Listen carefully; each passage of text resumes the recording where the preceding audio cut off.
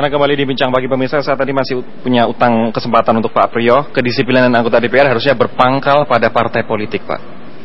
Ya memang sumber perekrutan kan di partai politik. Saya kira ini perlu ada pembenahan dan evaluasi. Dalam tradisi demokrasi kita, partai politik lah sumber dari semua itu. Caleg-caleg berasal dari partai politik. Calon kepala daerah juga demikian. Tapi fungsi parpol untuk mendisiplinkan semuanya. Demokrasi kita memang luar biasa sekarang, memberi kewenangan kepada partai politik. Termasuk calon presiden pun harus diusung oleh partai politik. Gubernur, bupati, wali kota dan seterusnya. Hanya kepala desa saja yang diusulkan oleh masyarakat. Nah, oleh karena sistem yang demikian itu, ini harus menjadi ajang pembenahan besar-besaran. Untuk demokrasi kita. Saya lihat juga demokrasi kita itu berujung pada seperti apa ya, agak terlalu liberal juga kalau dilihat dari kacamata perubahan yang begitu cepat terjadi di negeri ini. Kita akan membahas kasus korupsi, Bapak-Bapak. Ini ada data dari ICW sejak tahun 2007 menyebutkan ada total 81 anggota DPR terjerat korupsi dan 431 anggota DPRD terjerat hukum, sementara 83% dari 431 anggota DPRD ini diantaranya adalah terjerat kasus korupsi. Untuk tahun ini saja, 2013 maksud saya, 5 anggota DPR terjerat kasus korupsi. Nah, kenapa bahkan sampai KPK memberikan ini salah satu institusi terkorup begitu, Pak? Ya. Kenapa bisa begitu maraknya korupsi di DPR? Pertanyaannya adalah, itu sekarang adalah harusnya ajang introspeksi dari negeri ini. Karena semua lembaga negara sekarang ini terkena imbas tentang korupsi ini. Tidak hanya DPR RI maupun DPRD. Di kementerian banyak, di kejaksaan ada. Tapi DPR salah satu yang paling korup loh, Pak. Semua korup, jangan bilang salah satu. Di dunia usaha juga sudah kesangkut kesana kemari. Ini harus terjadi perombakan besar-besaran, termasuk sentrum-sentrum. Kenapa? Karena setelah saya bandingkan dengan beberapa belahan negara demokrasi lain,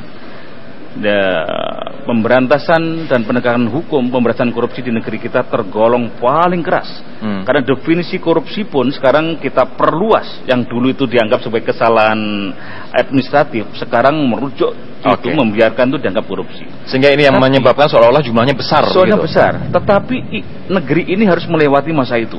Masa di mana terjadi pembersihan besar-besaran dan semua harus introspeksi. Lembaga parlemen introspeksi, lembaga eksekutif dari presiden sampai bupati wali kota juga introspeksi. Demikian juga lembaga penegakan hukum. Karena juga ada dari Kejaksaan Agung, dari Kepolisian Negara, bahkan jenderal yang juga ditangkap itu. Saya ingin ke Mas Hanta, kenapa DPR begitu tinggi angka korupsinya? Saya melihat dari hulu ya. Kalau dari hilir jelas memang perlu penegakan hukum. Ibarat kita sakit kanker, ada salah satu terindikasi sakit, dikasih obat analgesik sakit. Itu penting untuk penegakan hukum untuk menjerat bagi korupsi karena keserakahan untuk memperkaya diri. Tetapi perlu kita ketahui juga banyak kasus yang harus kita perhatikan karena harus kembali modal. Karena biaya politik yang sangat tinggi, karena sistem politik kita seperti Pak Priyo katakan terliberalisasi sangat ekstrim. Kemudian kedua, karena untuk bayar jasa dengan sponsor karena biaya politik yang tinggi, bisa jadi itu menjebak yang lain. Penyebab yang ketiga bisa jadi adalah ada tugas untuk mengisi pundi-pundi partai. Tugas dari partai untuk mengisi pundi-pundi partai itu juga mendorong para anggota DPR sebenarnya. Karena itu menurut saya harus dari hulunya sistemnya diperbaiki. Ini momentum bagi DPR melalui proses legislasi. Mengapa tidak membatasi pengeluaran kampanye, spending kampanyenya? Kenapa tidak membenahi total sistem pemilu kita yang sangat terliberalisasi ini? Digeser lagi misalnya kita untuk memperkuat proporsional, apakah tidak dengan nomor urut, tetapi ada proses demokratisasi di partai untuk menentukan nomor-nomor itu.